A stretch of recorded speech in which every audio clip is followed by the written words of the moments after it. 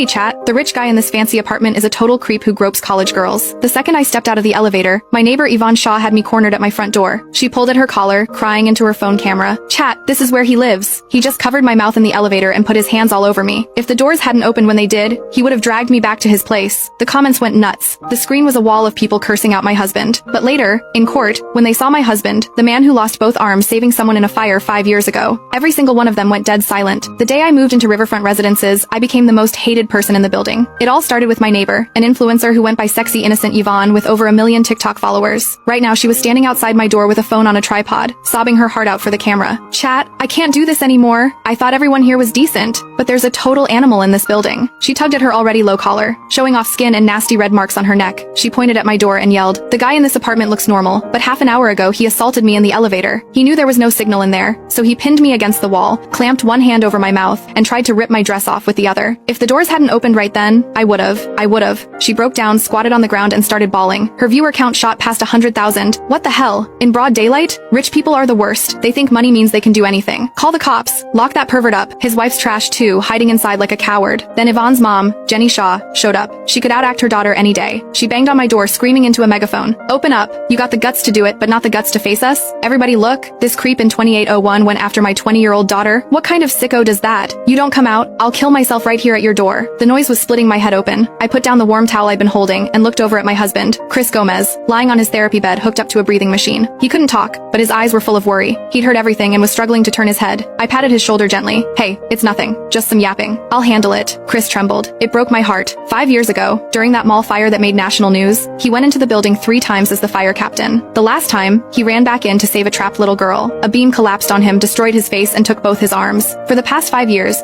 we'd been living quietly on his settlement money and some investments I'd made. I moved us into this big riverside apartment so he could recover in a better environment. Never thought we'd get set up like this on day one. Assault, pinned against the wall, hands all over her. I smirked. My eyes went cold. "You want to make a scene? Fine, but you better be ready for what comes next." I walked over and threw the door open. The crying stopped dead. Yvonne froze, then shoved the camera in my face. "Chat, look, the creep's wife finally shows herself." Jenny got right up in my face. "Shameless woman, get your pervert husband out here. You're not off the hook until you pay us $1 million for emotional damage." Yvonne sobbed. "Girl, you're a woman too. How can you stand by him? Look at the marks on my neck. His fingers left those." She tilted her neck for a close-up. The red marks were clearly visible. "This is evidence. There's no denying it." Neighbors watched, whispering, giving us dirty looks. I looked at Yvonne's greedy face. I didn't panic. I laughed. "Evidence? Finger marks?" I crossed my arms. "Your name's Yvonne, right? You're saying my husband choked you and ripped your clothes with his hands?" She straightened up, totally confident. "That's right. His hands were crazy strong, covered in calluses. It hurt so bad.